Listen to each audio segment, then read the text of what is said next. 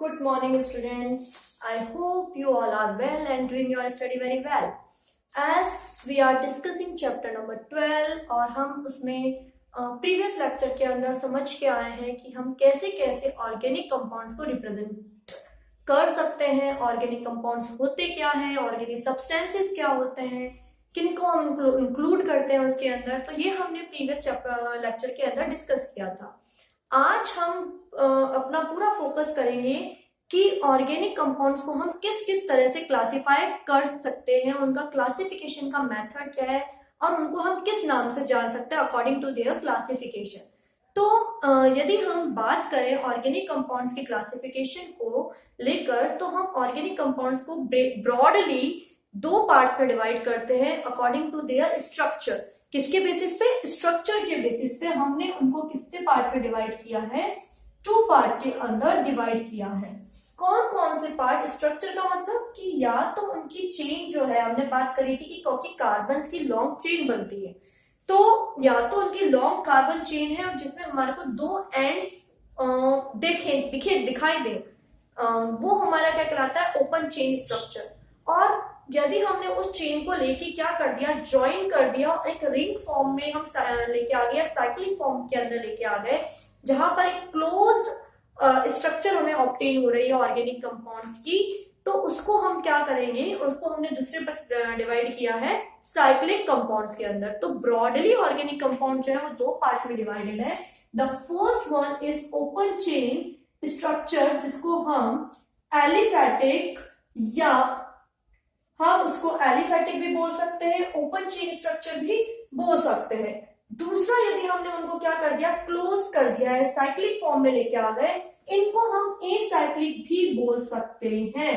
तो हमारे पास पहला वर्ड है open chain structure, aliphatic compound या एसाइक्लिक कंपाउंड। दूसरा हमारे पास आ गया, उनको हमने क्या कर दिया? साइकिल के फॉर्म में आ गए, तो वो साइक्लिक कंपाउंड्स कहलाएंगे। या फिर हम उनको क्या बोलते हैं? रिंग फॉर्म भी बोल सकते हैं, या फिर हम बोल सकते हैं उनको क्लोज्ड स्ट्रक्चर या क्लोज्ड ऑर्गेनिक कंपाउंड्स भी बोल सकते हैं। मान लीजिए हमारे पास ये 3 कार्बन का एक चेन है, CH3, CH2 और CH3 प्रोपेन। अब मैंने इस दोनों एंड्स को पकड़ के ज्वाइन कर दिया, यानी कि इन दोनों कार्बन को ज्वाइन कर दिया। तो मैंने जैसे ही इन दोनों कार्बन को ज्वाइन कर दिया, तो ये क्या बन गई? एक रिंग। अब हर कार्बन के पास क्या है? दो हाइड्रोजन है। तो यहां पर ये एक रिंग है, मेरे को कोई दो पर्टिकुलर एंड्स नहीं ऑब्टेन हो रहे हैं, तो इनको हम बोलेंगे साइक्लिक कंपाउंड। और ऐसे सभी कंपाउंड जहां पर हमारे पास ओपन चेन है, दो एंड्स मिल रहे हैं हमारे को, तो ऐसे सभी कंपाउंड्स को हम क्या बोलेंगे? ओपन चेन कंपाउंड या एलिफेटिक कंपाउंड, जिसमें हमारे पास बहुत सारे कंपाउंड्स आते हैं। जैसे फॉर एग्जाम्पल हमने बात करी, प्रोपेन जो है एक एलिफेटिक कंपाउंड है। या हम बात करें, हमारे पास ऐसे जल्दी हाइड्रेस CH3 C double bond O CH3 acetone, ये एक ओपन चेन कंपाउंड या एलिफेटिक कंपाउंड है। कैसे आया हम बात करेंगे इसको। ये जो हमारा कंपाउंड है CH3 C double bond O CH3, इसको हम क्या बोलते हैं? एसीटोन बोलते हैं, क्योंकि यहाँ पे मुझे एक और यहाँ दूसरा, दो एंड्स मुझे ऑब्टेन हो रहे हैं। या फिर मैं बात करूं किसकी? CH3 C CH3 CH2 CH3 CH, ये हमारी बात करें जिसका नाम है 2-मिथाइल ब्यूटेन या आइसोब्यूटेन। इस कंपाउंड को हम बोलते हैं 2-मिथाइल ब्यूटेन या आइसोब्यूटेन।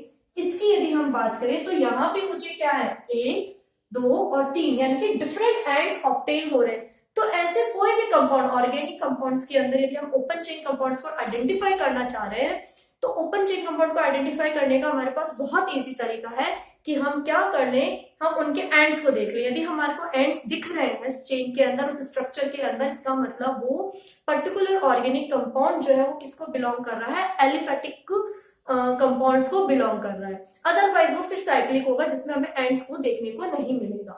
तो ये कुछ एग्जाम्पल हो गए हमारे पास किसके? ओपन चेन कंपाउंड्स के या एलिसाइक्लिक कंपाउंड के। अब हम बात करते हैं जब साइक्लिक कंपाउंड्स की, तो साइक्लिक की हमने बात करी, ये हो गया। मान लीजिए हमारे पास साइक्लोप्रोपेन है, ये साइक्लोप्रोपेन।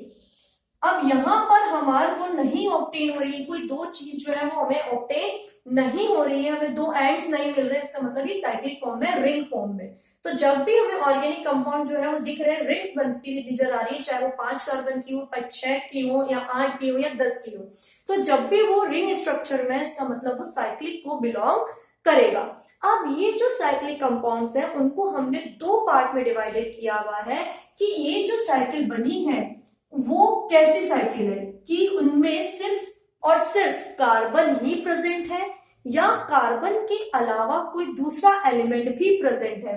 तो ऐसे सभी ऑर्गेनिक साइक्लिक कंपाउंड जिनमें कार्बन से ही सिर्फ क्या बनी है, साइकिल बनी हुई है, कार्बन ही प्रेजेंट है, उनको हम बोलेंगे homocyclic compound. A compound, a organic compound or cyclic compound which only present या which only contain carbon in the chain या carbon in the ring। Ring के अंदर सिर्फ क्या प्रेजेंट है, कार्बन ही प्रेजेंट है और कोई दूसरा एलिमेंट प्रेजेंट नहीं है, तो उसको हम बोलेंगे होमोसाइक्लिक कंपाउंड। और ऐसे कंपाउंड जिसके अंदर अदर देन कार्बन और कोई दूसरा एलिमेंट भी प्रेजेंट हो, उसको हम क्या बोलेंगे, हेट्रोसाइक्लिक कंपाउंड। यानी कि हेट्रोसाइकिल में क्या होगा, हमारे पास कार्बन के साथ साथ विथ कार्बन अदर एलिमेंट भी क्या हो सकता है, प्रेजेंट हो सकता है, कैन ऑल्सो प्रेजेंट। तो ऐसे कंपाउंड जिनके अंदर कोई दूसरा एलिमेंट भी प्रेजेंट है, उसको हम क्या बोलेंगे, हेट्रोसाइक्लिक कंपाउंड बोलेंगे। जैसे 1 2 3 कार्बन की चेन है, इसमें कार्बन कार्बन ही प्रेजेंट है, इसका मतलब ये साइक्लोप्रोपेन जो है किसका एग्जांपल है, होमोसाइक्लिक। हेट्रोसाइक्लिक की यदि हम बात करें तो देखिए हेट्रोसाइक्लिक का मान लीजिए एक कोई ये चेन मैंने बनाई है, हम लिखना सीख चुके हैं इसको, ये क्या है, बॉन्ड लाइन फॉर्मूला है। और हमने बात करी थी कि प्रीवियस लेक्चर में कि जनरली जो साइक्लिक कंपाउंड्स है उनको हम बॉन्ड लाइन से दिखाते हैं। बॉन्ड लाइन का मतलब क्या था कि हर एक पॉइंट पे जहां पर दो लाइन ज्वाइन कर रही है वापस, का मतलब किसको रिप्रेजेंट कर रहा है, एक कार्बन को। तो यहाँ पर हर कॉर्नर्स पे क्या है, यहाँ पे एक कार्बन। तो यदि इस कार्बन की इस पूरी साइकिल की बात करूं तो इस पूरी साइकिल में कितने एलिमेंट है, 5। और out of this 5 there are 4 are carbon element और other and one another is O। यानी कि कार्बन के साथ में यहाँ पर ऑक्सीजन भी प्रेजेंट है। What is this, this is the tetrahydrofuran. ये जो रिंग कहलाती है वो क्या कहलाती है, फ्यूरेन रिंग कहलाती है। जब हमारे पास 4 कार्बन 5 कार्बन की चेन है, 5 कार्बन की 5 एलिमेंट की एक रिंग प्रेजेंट है और उसमें से 4 कार्बन और 1 ऑक्सीजन इस तरह से जुड़ा हुआ है, तो इसको हम क्या बोलते हैं, फ्यूरेन। तो फ्यूरेन जो है वो किसका एग्जांपल हो गया, एक तरह से हम बात कर सकते हैं हेट्रोसाइक्लिक कंपाउंड का एग्जांपल हो गया। या फिर हम बात करें और कोई एग्जांपल है हेट्रोसाइक्लिक का, तो हाँ है। जस्ट फॉर एग्जांपल यदि हम बात करें पायरिजीन, जो डीएनए के अंदर प्रेजेंट होते हैं, हमारे पास नाइट्रोजन बेस 2 तरह के होते हैं, प्यूरिन एंड पायरिजीन। तो what is the basic structure, यदि हम पायरिडीन की बात करें तो पायरिडीन होता है ये नाइट्रोजन 1 2 3। तो यहां भी हम देख रहे हैं कि टोटल 6 एलिमेंट की चेन है और 6 एलिमेंट में से 1 2 3 4 5 पर तो क्या है, कार्बन, बट एक जगह जो है वहां पर क्या है, नाइट्रोजन है। तो 6 एलिमेंट की कोई एक रिंग चेन है, हेक्सागोनल रिंग चेन है, जिसमें पाई इलेक्ट्रॉन भी प्रेजेंट है और नाइट्रोजन प्रेजेंट है। हमें दिख रहा है नाइट्रोजन प्रेजेंट है, इसका मतलब ये किसका एग्जांपल है, हेट्रोसाइक्लिक कंपाउंड का, हेट्रोसाइक्लिक ऑर्गेनिक कंपाउंड का एग्जांपल है। अब हमारी जो ये होमोसाइक्लिक कंपाउंड्स है ये फर्दर डिवाइडेड है, हेट्रोसाइक्लिक अलग हो गई। अब होमोसाइक्लिक को हमने फर्दर क्या करा है, डिवाइड किया है। तो हमारे पास होमोसाइक्लिक जो है वो फर्दर जो है 2 पार्ट में डिवाइडेड है। कौन कौन से, पहला है हमारे पास alicyclic compound, the first is alicyclic compound. तो homocyclic further divided into alicyclic compound and aromatic compound. तो व्हाट इज, इसका मतलब चाहे वो एलिसाइक्लिक हो या एरोमेटिक हो, उनके अंदर सिर्फ और सिर्फ क्या प्रेजेंट होगा, कार्बन की रिंग होगी। हेट्रोसाइक्लिक तो है नहीं क्योंकि हमने इसको डिवाइड किया है होमोसाइक्लिक को। तो एलिसाइक्लिक और एरोमेटिक कंपाउंड। अब एलिसाइक्लिक और एरोमेटिक कंपाउंड में क्या डिफरेंस है, इसको समझने के लिए हम पहले ये बात कर लें कि एरोमेटिक कंपाउंड्स क्या होता है। एरोमेटिक कंपाउंड्स को हम डिटेल में वापस पढ़ेंगे। तो ऐसे सभी कंपाउंड, लाइक लुक इसकी तरफ समझिए हम, एलिसाइक्लिक और एरोमेटिक कंपाउंड्स होते क्या है, देखिए इधर देखिए कैसे। यदि हम बात करें कि एलिसाइक्लिक और एरोमेटिक कंपाउंड में क्या डिफरेंस है, हम उससे कैसे समझ सकते हैं। तो एलिसाइक्लिक नाम से मतलब देखिए हमने इससे पहले पढ़ा था एसाइक्लिक, तो एसाइक्लिक और एलिसाइक्लिक थोड़े से रिजेंबल से करते हैं।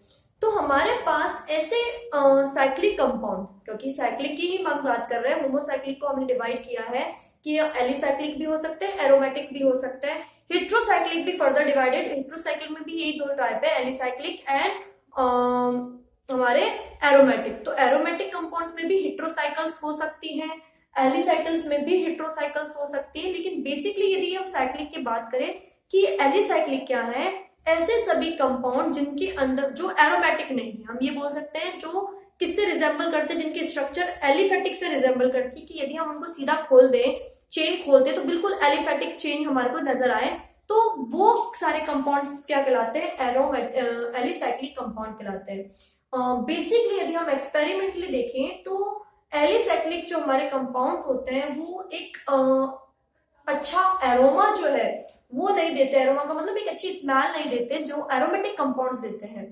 तो एरोमेटिक कंपाउंड्स जो नहीं है उनको हमने क्या बोला, एलिसाइक्लिक कंपाउंड बोला है। तो कौन कौन से हो सकते हैं, जैसे फॉर एग्जांपल साइक्लोप्रोपेन हमारे पास क्या है, इट इज एक एलिसाइक्लिक कंपाउंड है, या साइक्लोहेक्सीन की यदि हम बात करें, साइक्लोहेक्सीन जो है वो क्या हो गया, it is a cyclohexene, it is a propane.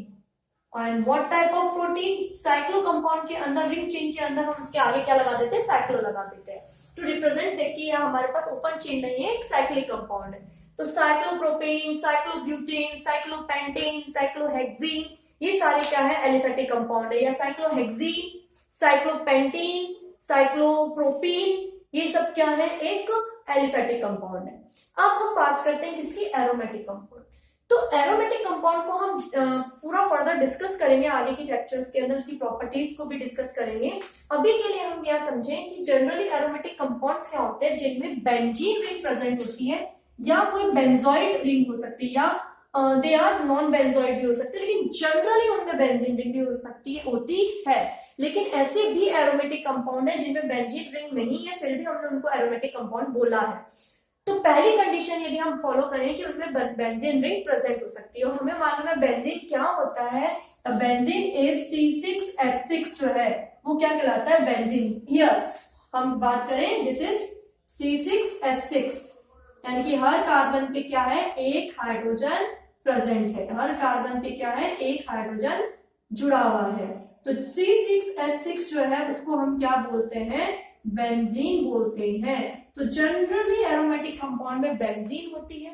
यदि बेंजीन नहीं है और फिर भी एरोमेटिक कंपाउंड है, इसका मतलब उसको हम कैसे आइडेंटिफाई करें, तो उसके लिए हमें मालूम है, एक रूल है कि जितने भी एरोमेटिक कंपाउंड्स हैं वो क्या करते हैं, वो कंटेन करते हैं 4n+2 पाई इलेक्ट्रॉन।